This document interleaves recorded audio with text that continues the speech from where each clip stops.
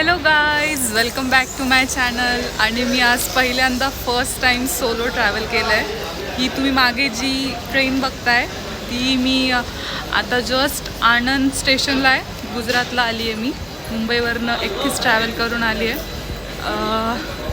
पुढे काय अपडेट आहे मी ते देते तुम्हाला. Stay tuned. बाय.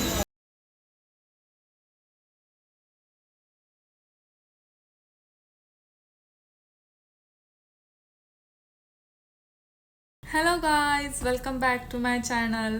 आणि मी आता माझ्या रूममध्ये आहे. मी गुजरातला आली आहे. ट्रेनमधनं उतरल्यानंतर मी व्हिडिओ काढला आहे, तो तुम्ही बघितलाच असेल.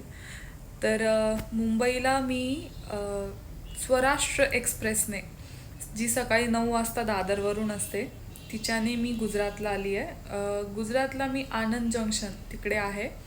मोस्ट ऑफ मी मॉडलिंगला जेव्हा फॅशन शोसाठी जाते किंवा मग फॅशन शो असू दे, ॲक्टिंगसाठी असू दे, मी ट्रॅव्हल करत असते. पण मी आजपर्यंत कधीच सिंगिंगच्या शोसाठी और कॉन्सर्टसाठी कधीच गेलेली नाही आहे. कारण मला जितकं आठवतं आहे, मी 3-4 वर्षाआधी सिंगिंग करायची. सिंगिंग तर देवाने दिलेली देणगी तशी मला. पण मधल्या काही पिरियडमध्ये मॉडलिंगचे काही शो, त्यानंतर ॲक्टिंग, ह्या सगळ्या गोष्टींमध्ये कुठेतरी मी सिंगिंगला विसरत चालली होती, असं मला पर्सनली वाटतं आहे. विसरत चालली म्हणण्यापेक्षा मला तसा चान्स पण भेटत नव्हता की मी जाऊन एखादं रेकॉर्डिंग करू और कॉन्सर्ट, सिंगिंग शो करू. तर तशी ॲपॉर्च्युनिटीसुद्धा आलेली नव्हती. पण आता होपफुली तशी ॲपॉर्च्युनिटी आली आहे मला. आणि मी 3-4 वर्षानंतर गाणार आहे. आत्तापासूनच मला खूप भीती वाटते. आज संध्याकाळी कॉन्सर्ट आहे. मी काल रात्री आली आहे आणि तेव्हापासून आरामच चालू आहे माझा. कारण जवळपास 9 ते 10 तासाचं ट्रॅव्हल करून मी आली आहे. सो आता वाजलेत सकाळचे 2. तर 3 वाजता आम्हाला जायचं आहे, जिथे आमचा शो होणार आहे और कॉन्सर्ट होणार आहे.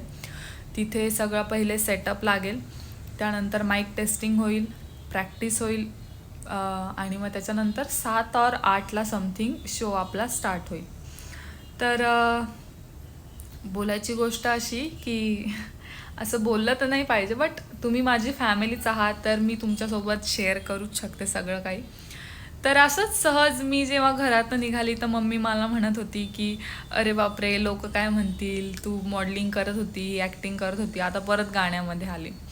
तर कसं आहे, मी मम्मीला तेच बोलली की मला देवाने चांगली हाईट दिली आहे, मला देवाने आवाज दिला आहे, जो तसं बघायला गेलं तर मॉडलिंग ट्रेन होऊन कोणीही करू शकतं. की चला बाबा, एखादी मुलगी दिसायला छान आहे, तिच्यामध्ये फीचर्स आहे आणि तिच्याकडे हाईट आहे. त्याच्यामध्ये हाईट खूप मस्त आहे, कारण की हाईट तुमची मेजरमेंट केलीच जाते. तुम्ही फॅशन वीकला जा, तुम्ही ऑडिशनला जा. हां, जे लोकल शोज होतात, म्हणजे miss Nashik, miss Maharashtra, whatever, हे लोकल आहे. मी जे केलेत like FBV Femina miss India, miss दिवा, ज्याच्यातनं मिस इंडिया, मिस वर्ल्ड, हे जे प्लॅटफॉर्म आहेत नॅशनल इंटरनॅशनल लेवलचे, ज्याच्यातनं प्रियंका चोपडा, मानुषी चिल्लर, आत्ताची जी आपली मिस वर्ल्ड होती प्रियंका चोपडा, ऐश्वर्या रॉय. तर हा मेन प्लॅटफॉर्म असतो, ज्याला मॉडेल म्हणण्यापेक्षा ज्याला मिस इंडिया, मिस वर्ल्ड व्हायचं ह्या क्षेत्रामध्ये त्याला इंटरेस्ट आहे.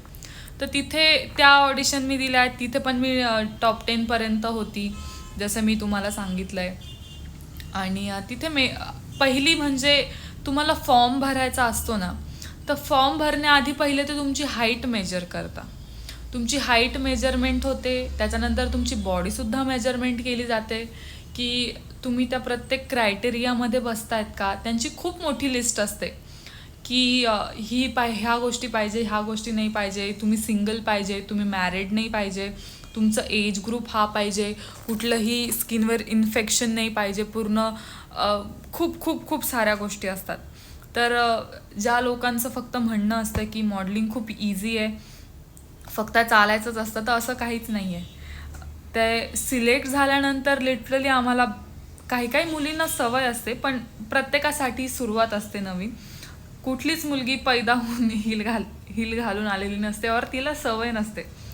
तर स्टार्टिंग जसं आपण एखादं लहान बाळ चालायला लागतो, पडतो, चालायला लागतो, तर ती सगळ्या गोष्टींमध्ये तुम्ही कुठल्याही करिअरमध्ये गेले तरी ती सुरुवातच असते. त्या प्रकारे मॉडेलिंगमध्ये पण आम्हाला 12-12, 14-14 तास हीलवर ठेवलं जायचं, जे की आम्हाला प्रॅक्टिस होईल. आणि तेव्हा कंडिशन इतकी वर्स्ट असायची की पाय सुजायचे, पायातनं रक्त यायचं, पण तरी पण आम्ही स्टील, मला अजून पण ते दिवस आठवतात. आम्ही आमचं शेड्यूल लागायचं पूर्ण. त्या शेड्यूलनंतर रात्री रूमवर येऊन आम्ही मुली आमचं डिवाइड असायचे रूम, 2-2 मुली एका रूममध्ये और सेपरेट रूम दिलेल्या होत्या. पण अशा गोष्टी करताना आम्ही सगळ्या एकत्रच बसायचो, पाण्यामध्ये पाय टाकून बसायचो, कारण परत उद्या सकाळी नेक्स्ट मॉर्निंगला आम्हाला परत त्याच्यावर उभंच राहणं होतं, एक्सक्यूज चालत नव्हते. तर असं नसतं, प्रत्येक गोष्टीला सुरुवात असते, प्रत्येक गोष्ट ही डिफिकल्ट असते, बघणाऱ्याला फक्त ते सोपं वाटतं. तर मी विषयावरनं भरकटून गेली होती. तर मुद्दा हा होता की मला मम्मी बोलली की म्हणे, अरे लोक काय बोलतील, तू तर मॉडेलिंग करत होती, त्यानंतर ॲक्टिंग करत होती, आता गाण्याकडे चालली परत. तर मग मम्मीला मी हेच बोलली की देवाने मला दिली आहे ना कला, तर लोकांना काही म्हणू दे की नाही ही मुलगी एका गोष्टीवर स्टेबलच नाही. अरे मला स्टेबल राहायचंच नाही आहे. जर 100 लाखोमधनं देव एखाद्याला गळा देतो. मी तेच सांगते की एखादा शिकून डान्स करू शकतो, म्हणजे एखाद्याला डान्स क्लास लावलाय, तो ट्रेनिंग घेतो, तो शिकून डान्स करू शकतो, शिकून तो डान्स करेल. एखाद्याला चांगली हाईट आहे, तो मॉडेलिंग करेल, ॲक्टिंग करेल, एखादा ॲक्टिंग क्लास करून. पण गाणं ही अशी गोष्ट आहे ना की त्याने क्लास लावला, त्याने खूप गाणं शिकलं ना, तरी ते देवाने देणगी दिलेली असते, तो म्हणजे गळा. म्हणजे फॉर एक्झाम्पल एखादा 5-10 वर्षापासून गाण्याचा क्लास करतोय, त्याने गाण्यामध्ये विशारद केलंय, गाण्याच्या त्याने मोठ्या डिग्र्या केल्या, तरी पण आहे ना तो लाईक जे अनुवंशिक वारसा असतो, जे वरतून देवाने देणगी दिलेली असते, तो गळा असतो, तो त्या प्रकारे गाऊ नाही शकत. कारण की असे कितीच लोक आहेत जे काही ट्रेनिंग घेत नाही, काहीच नाही, पण ते खूप सुंदर गातात. तर ऑब्व्हियसली ही देवाची देणगी असते आणि ती खरंच खूप रेअरली भेटते. म्हणजे हजारांमधनं एखादं पकडू आपण. तर मी लाईफला घेऊन खूप सॉर्टेड मुलगी आहे. म्हणजे लाईक हां मला हेच करायचं आहे, तेच करायचं आहे असं नाही आहे. एकच आयुष्य आहे माझं. रिपीट तेच मी बोलेल असं वाटतं तुम्हाला की मी हेअरसुद्धा कापताना मी तेच म्हणत होती की एकच आयुष्य आहे, मग काय सारखं त्या लुकमध्ये. तर ऑब्व्हियसली माझा लाईफचा फंडाच हा आहे की एकच आयुष्य आहे ना, त्याच्यामध्ये मी एकाच गोष्टीला स्टेबल राहील. मला हे पहिली गोष्ट ही गोष्टच पटत नाही की एकच लाईफ आहे, तर मग ह्या याच्यामध्ये तुम्ही शिक्षण करा, त्याच्यानंतर शिक्षण झाल्यानंतर तुम्ही पूर्ण पुढचे 30 वर्ष तुम्ही जॉबमध्ये घालून द्या, पैसे कमवा, कंटिन्यू सकाळी 9ला उठा, घरी 5ला या, त्याच्यानंतर स्वयंपाक करा आणि रोज रोज रोज रोज रोज तेच रुटीन. तर मी त्या मेंटॅलिटी, मी त्या टेंडन्सीची नाहीच आहे. मला आयुष्यात सगळं करायचं आहे, कारण की माहीत नाही कोणाचा शेवटचा दिवस. कोणाला माहिती होतं कोविड येणार आहे? कोणालाच माहिती नव्हतं, कोणी इमॅजिन पण केलं नव्हतं. म्हणजे इवन कोविडमधनं आपल्याला हे शिकायला भेटलं ना की किती पण मोठ्यातला मोठा अमीरमधला अमीर असू दे, नाही तर गरीबमधला गरीब असू दे, जेव्हा निसर्ग चेंज होतो ना, तर ते सगळ्यांवरच येतं. निसर्गाच्या पुढे कोणी जाऊच शकत नाही. तर हे अशा खूप साऱ्या गोष्टी कोणाला माहीत नव्हतं कोविड येणार आहे. कोविडमध्ये कितीच लोक गेलेत आपण मोजूसुद्धा शकत नाही, सांगूसुद्धा शकत नाही. आजकाल 10-10, 12-12 वर्षांचे मुलांना हार्ट अटॅक येत आहेत, कोणाचे ॲक्सिडेंट होऊन मरत आहेत. तर ही गोष्ट खरी आहे की मी सुद्धा एवढं ट्रॅव्हल करते, मी खूप ट्रॅव्हल करते, मी फिरते, मी खूप साऱ्या गोष्टी एक्सप्लोअर करते. मला नाही माहिती की माझा कोणता शेवटचा दिवस असेल, काय सांगता येतो. काहीच आपण जन्माला येताना सुद्धा काही घेऊन आलेलो नाही आहे आणि जातानाही काही घेऊन जाणार नाही आहे. आणि आपलं मरणाची डेट आपल्याला माहितीच नाही आहे, पहिली गोष्ट म्हणजे. त्याच्यामुळे जे आहे ना आज, ते छान जगायचं. जसं पण आहे तसं पण छान. आजच लास्ट दिवस आहे असं. तर मम्मीचं ते असं म्हणणं होतं की अरे लोक काय म्हणतील, हे झालं ते झालं, ही मुलगी एका याच्यावर स्टेबल नाही. तर मला स्टेबल राहून काय करायचं? जर मला देवाने 4 चांगल्या गोष्टी दिल्या तर मी त्या 4ही गोष्टींचा उपयोग करेल ना. देवाने मला एकच गोष्ट चांगली दिली तर मी त्याच्यावरच काम करेल ठीक आहे. पण म्हणजे मी एवढी थँकफुल आहे ना की मला हाईट दिली देवाने, जे करून मी मॉडेलिंगमध्ये पण खूप चांगलं माझं नाव करू शकले. असं नाही की गेली आणि मला तिथे रिजेक्शन आलं, असं काहीच नाही आहे. गेली मी तिथे, माझं त्याच्यातही बऱ्यापैकी नाव झालं, बऱ्यापैकी मी कामं केले. त्याच्यानंतर ॲक्टिंगमध्ये पण तशाच सेम गोष्टी झाल्या, जे की मी ॲक्टिंगचा क्लास सारखा व्हिडिओ बंद होतोय, माहीत नाही काय प्रॉब्लेम आहे.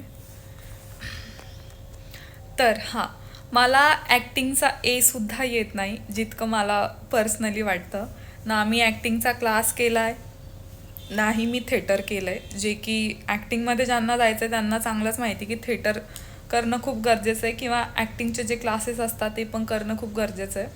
पण मी ना थिएटर केलं आहे ना मी ॲक्टिंगचा क्लास केला आहे. बट स्टील थोडे मी जास्त म्हणतच नाही आहे. मी स्वतःहून त्या गोष्टी ॲग्री करते की लाखोंमधून हजारांमधनं एखादं काम मला भेटत असेल, ॲग्री, नो प्रॉब्लेम. पण तरी पण मी काम करते. तर बोलण्याचा सांगण्याचा मुद्दा हा आहे की तुम्ही मेहनत करा, तुम्ही काम करत राहा, तुम्ही चांगलं काम करा, कर्म तुमचं पाहिजे, नशीब पाहिजे. ह्या गोष्टीवर खरंच मी बिलीव्ह करते. कारण मी ह्या क्षेत्रात आहे, मला ह्याच क्षेत्राचं नॉलेज असं काहीच नाही आहे. बऱ्याचशा माझ्या यूट्यूब फॅमिलीला और बाकीच्या सगळ्यांना माहितीच नसेल की माझं MBA HR कम्प्लीट झालं, मी डबल मास्टर केलं आहे. नुसतं माझं हेच मास्टर नाही आहे, मी डबल मास्टर केलं आहे.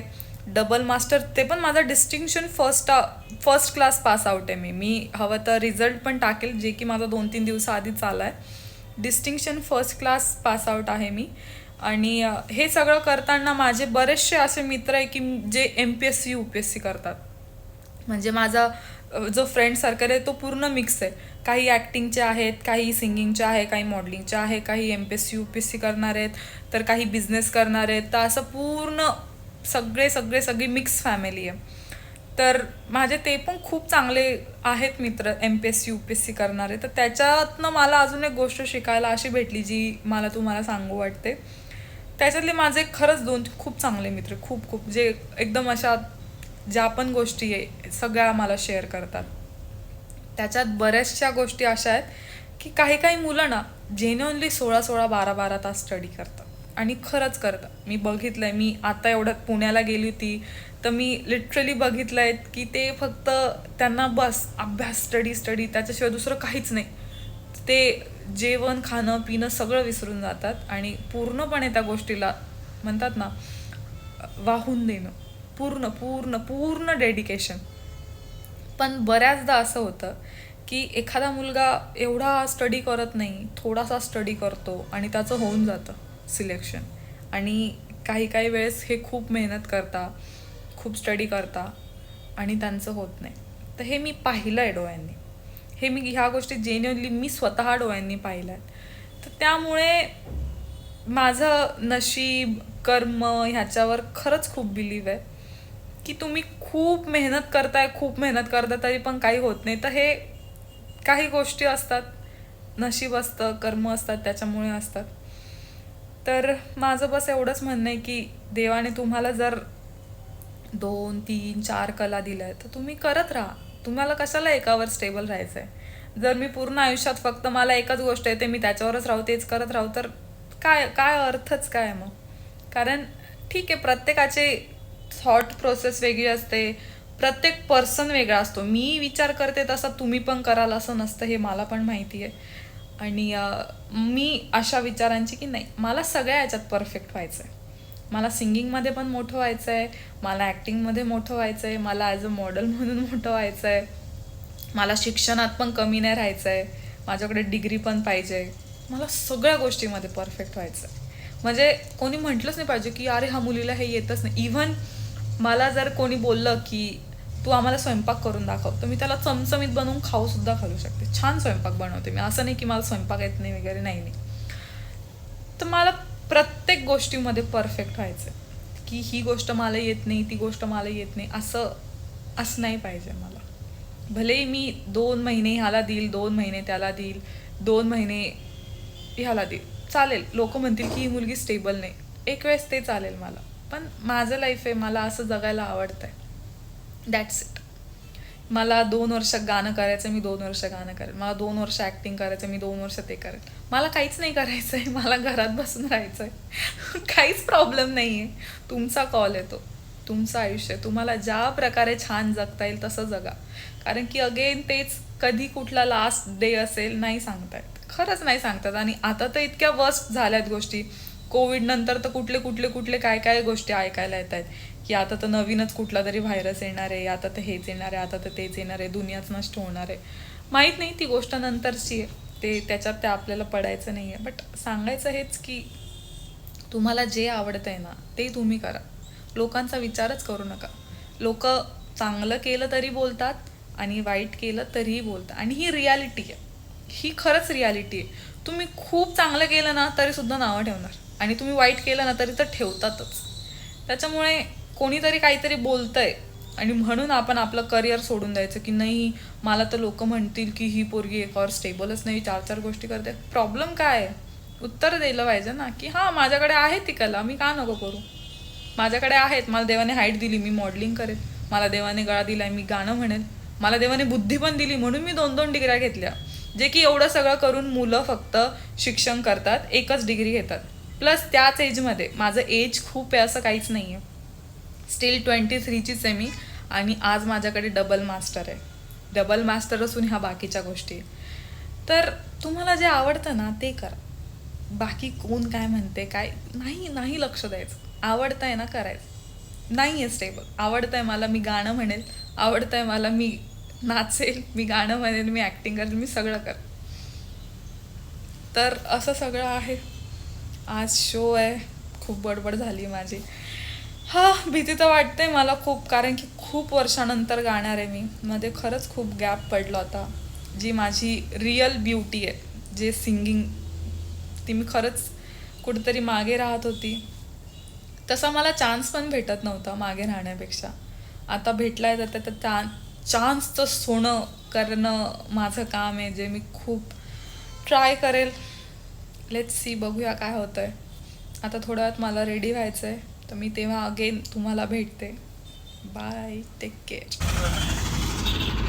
आम्हाला गाडी आली आता घ्यायला. आता जस्ट हॉटेलवर निघालो आम्ही आणि लोकेशनला चाललो आहे. तिथे जाऊन प्रॅक्टिस, त्याच्यानंतर मग शो. बघू कसं काय काय होतं आहे. मी तुम्हाला बाहेरनं हॉटेल दाखवते.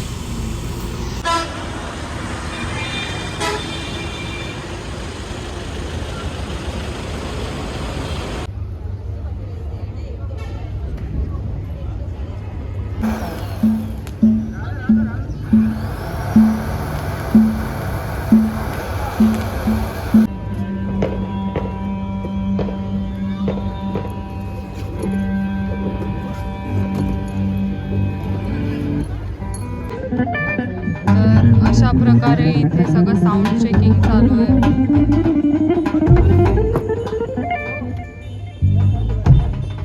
एक एक आर्टिस्ट एक एक गोष्टी चेक करतो.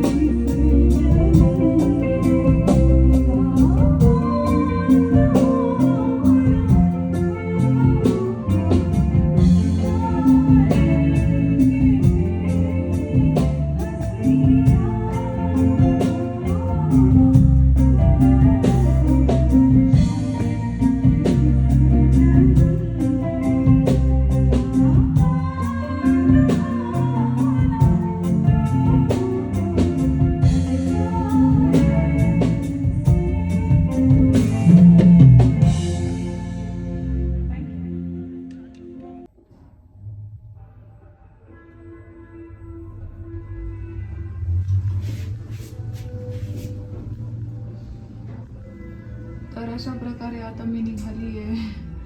झालाय शो आणि आता परत अगेन स्वराष्ट्र, माझी 9ची ट्रेन आहे.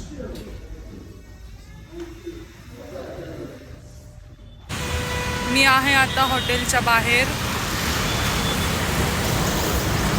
आणि मी निघाली आता अगेन मुंबईला. माझा शो झाला आहे. काल रात्री 12-1 वाजले येता करता आणि मी खूप थकली होती. त्याच्यानंतर मला वॉमिटिंग वगैरे झाली. कंटिन्यू ट्रॅव्हल आणि ह्या सगळ्या गोष्टी करता करता कधी कधी खूप तब्येत बिघडून जाते आणि त्यामुळेच मग मी रात्री आल्यानंतर काही व्हिडिओ शूट केला नाही. सो आता सकाळी 6 ते 7 वाजता आहे आणि मी निघाली आहे.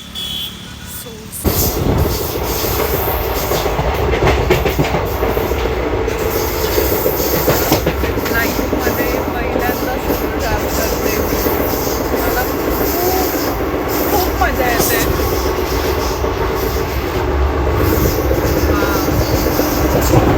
आयुष्यात आहे ना कधीतरी असं स्वतःला वेळ दिला पाहिजे, एकटं ट्रॅव्हल केलं पाहिजे.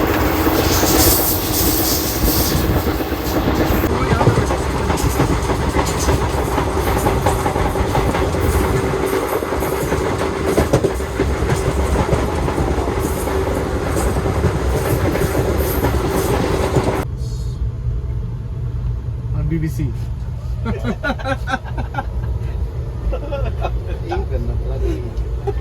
You don't come now.